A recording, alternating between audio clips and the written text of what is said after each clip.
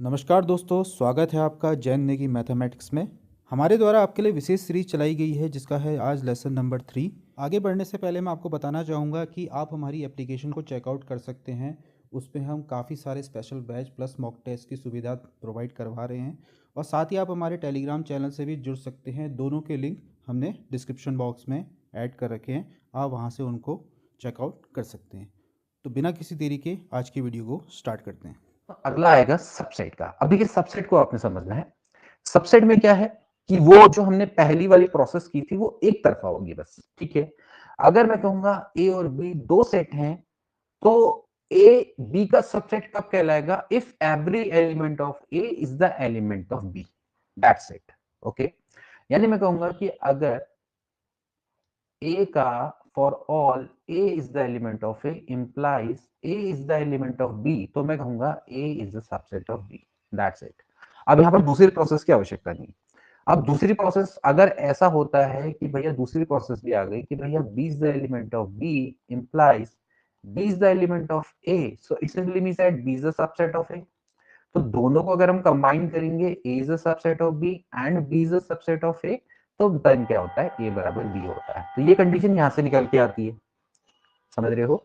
तो कंडीशन को समझना है कि अगर A is the subset of B है तो we write A is subset of B, और ए सबसेट ऑफ बी का मतलब है कि A is the element of A implies is the element of B. Okay, तो ए बी का subset कहलाएगा और बी ए का सुपरसेट कहलाएगा। तो हम इसको कैसे लिखते हैं? ऐसे लिखते हैं, B is the superset of A. If A is A is not the subset of B, तो इसको हम लिखेंगे A is not the subset of B. Okay, अगर A is not the subset of B है इसका मतलब है कि इसको आप भी समझेंगे, अगर A सबसेट है B का नहीं है तो इसका मतलब ये होगा कि कोई ना कोई एलिमेंट होगा A का which is not the element of B। ऐसे भी समझ सकते हैं भाई। अगर मैं कहता हूं A is the element of A and A is not the element of B, तो इसका मतलब है कि A is not the subset of B। कोई ना कोई ऐसा एलिमेंट पक्का रहा होगा जो कि बी का एलिमेंट नहीं है, ठीक। तो थोड़ा सा आपने सेट थ्योरी को अच्छे से समझना है। इसके बाद अगला देखेंगे, हर सेट अपना सबसेट होता है और जो एम्प्टी सेट होता है वो सबसेट होता है हर सेट का, ठीक है। बहुत इंपॉर्टेंट है, हर सेट हमेशा अपना सबसेट होता है। क्यों? क्योंकि देखिए वही डेफिनेशन है।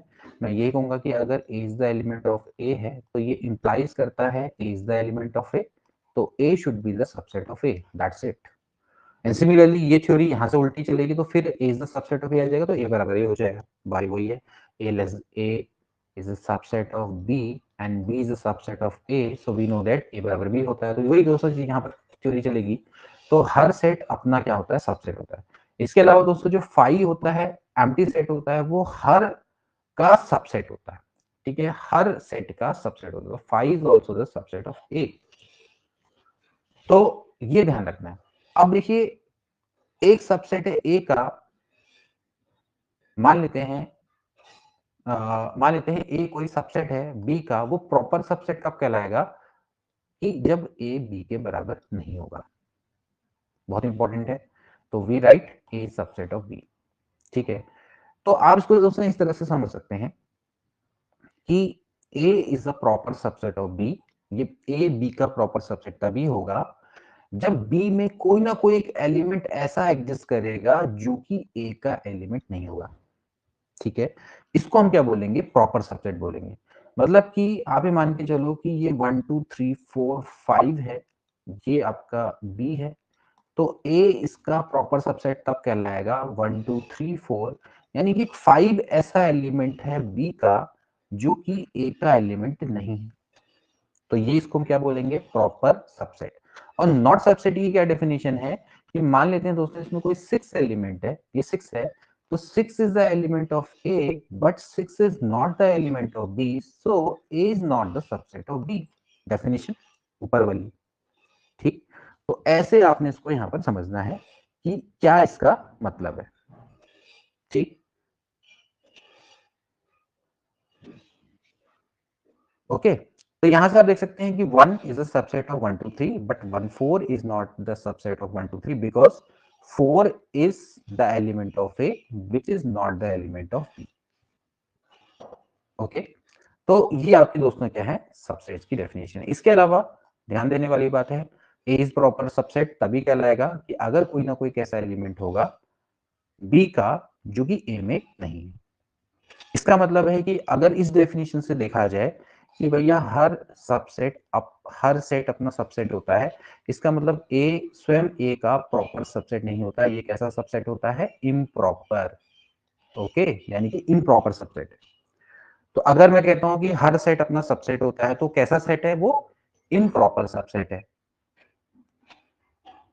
या फिर आप उसको क्या बोलेंगे, ट्राइवल सबसेट। ठीक है, तो ये थोड़ा सा आपने यहाँ पर ध्यान में रखना है कि ट्राइवल सबसेट या फिर इम्प्रॉपर सबसेट किसको बोलेंगे। हम सिंपली ये समझेंगे कि अगर A is a subset of A, तो it is improper सबसेट। ठीक है, और कोई भी दोस्तों B A का प्रॉपर सबसेट तभी कहलाएगा व्हेन कोई एक ऐसा एलिमेंट होगा A में जो कि B में नहीं होगा। ठीक, तो हम उसको क्या बोलेंगे, प्रॉपर सबसेट बोलेंगे। ठीक है, तो ये चीज आपने दोस्तों यहाँ पर ध्यान में रखनी। तो इस तरह से आप इसको क्या कर सकते हैं दोस्तों, डिफाइन कर सकते हैं। ठीक है, तो यहां तक दोस्तों आप समझ में आ गए। तो इसी प्रॉपर्टी का फायदा उठाते हुए फाई क्या बन जाता है, प्रॉपर सबसेट बन जाता है। ठीक, ये वाली प्रॉपर्टी का देखो क्या, मैं कहूंगा phi is a subset of A. ये कैसा सेट सबसेट है, प्रॉपर सबसेट है। क्यों, क्योंकि x is the element of a and x is not the element of phi. Phi का तो एलिमेंट हो ही नहीं सकता वो, है ना। तो इस प्रॉपर्टी का फायदा उठाते हुए जो फाई है वो क्या बन जाता है, प्रॉपर सबसेट बन जाता है। ठीक है, तो ये चीजें आपने दोस्तों यहाँ पर ध्यान में रखनी है। इसके बाद देखिए नेचुरल नंबर है, वो सबसेट होता है इंटीजर का। इंटीजर सबसेट होते हैं रेशनल नंबर के, रेशनल नंबर सबसेट होते हैं रियल नंबर के, और रियल नंबर सबसेट होते हैं कॉम्प्लेक्स नंबर के। इसका मतलब है कि every complex number is a real number, every real number is a rational number, every rational number is integer, और every integer is natural number। ठीक, सॉरी मैंने उल्टा बोल दिया ना, उल्टा बोल दिया मैंने बोल दिया उल्टा। Every natural number is integer and every integer is rational number, every rational number is real number, और every real number is complex number. उल्टा बोल दिया मैंने स्टेटमेंट। ठीक, हर रियल नंबर कॉम्प्लेक्स नंबर होता है, हर रेशनल नंबर रियल नंबर होता है, हर इंटीजर रेशनल नंबर होता है, और हर नेचुरल नंबर इंटीजर होता है। लेकिन इसका रिवर्स जो मैंने पहले बोला वो सही नहीं है। Every complex number is not real number, every real number is not rational number, इसी डेफिनेशन का सहारा लेते हैं। ठीक है, यहां तक दोस्तों आपको क्लियर है, सबसेट्स का आपको फंडा समझ में आया।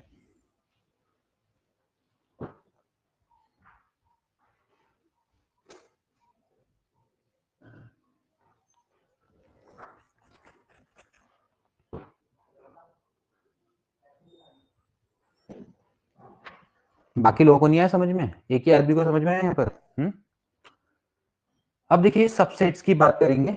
सबसे पहले ध्यान रखना है कि हर सेट अपना सबसेट होता है, लेकिन वो कैसा सबसेट होगा, इम्प्रॉपर। इम्प्रॉपर, ठीक है। Empty set is a subset of every set, ये कैसा होता है, प्रॉपर।